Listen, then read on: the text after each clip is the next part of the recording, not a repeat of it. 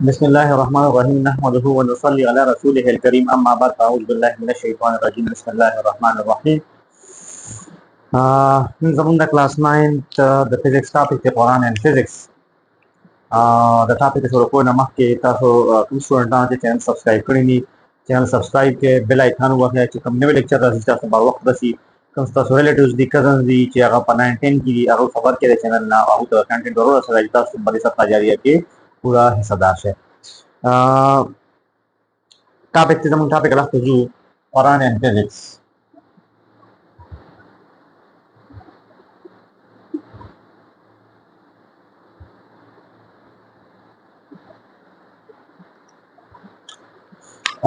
قرآن او فزیکس چې کوم دي دا موږ سره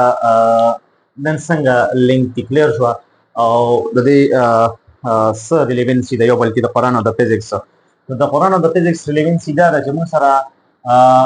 قرآن چې کوم دی قرآن کلیر شو دا چې کوم دی 700 پلس آیات چې کوم دی اسه کوي 700 پلس آیات چې کوم دی هغه موږ سره چې کوم دی نیچرل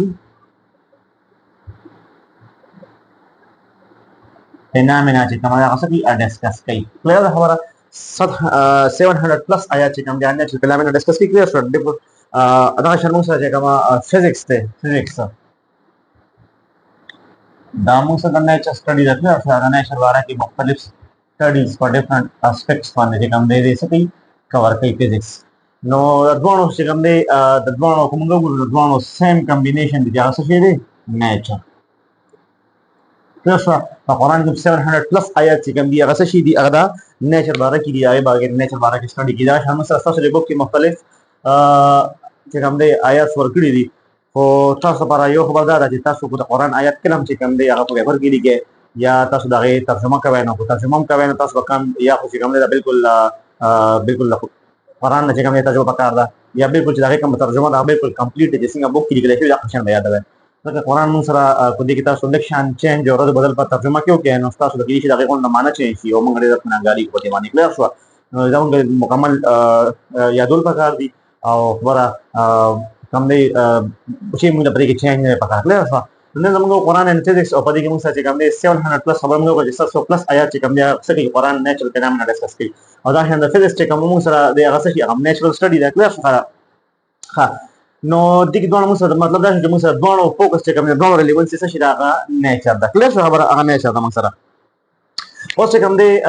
نیچرل فینامنا هم وایي چې قرآن نیچرل فینامنا دا موږ سره آیاتونو کې مختلف د شاته چې کوم آیاتونه دي هغې کې دغه دي مثلا چې الله تعالی څه کړي زمین او اسمان چې کوم دی څه دا پیدا کړي دي کلیر ده خبره ځکه اسمانونه پیدا کړي دي او د هغې چې کوم دی روټیشنز باره کې سټډي ده کلیر شو خبره دا شان په فزیکس کې د روټیشنز آربټس او د دې باره کې سټډي ده قرآن آیات کې وایي کلیر شو نو دواړه چې کوم دی څه کوي موږ سره نیچر سټډي کوي او دواړو چې کوم فوکس دی د دواړو چې کوم فوکس دی هغه څه شی دی هغه نیچر دی کلیر شو خبره نو موږ سره په قرآن او فزیکس کې چې کوم دا خبره وه چې دواړو ریلیونسي څه شی ده هغه څه شی دی نیچر دی دې سره دغه مختلف آیاتونه ورکړي دي کلیر شوه او دغه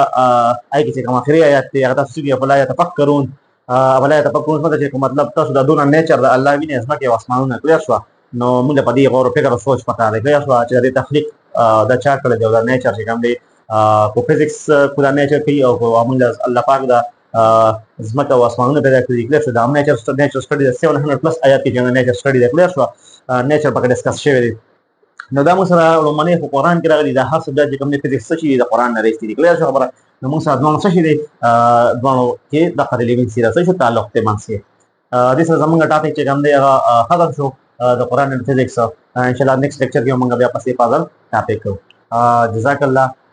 الله حافظ چا چې کوم ملګري چې کوم یا کوم سټوډنټس چې کوم دی هغوی چینل نه سبسکرایب کړی کاڼي چینل سبسکرایب کړئ بیل آیکن وکړئ چې تاسو ته نوی نوی کنټینټ نوی لیکچر تاسو ته بر وخت دررسي الله حافظ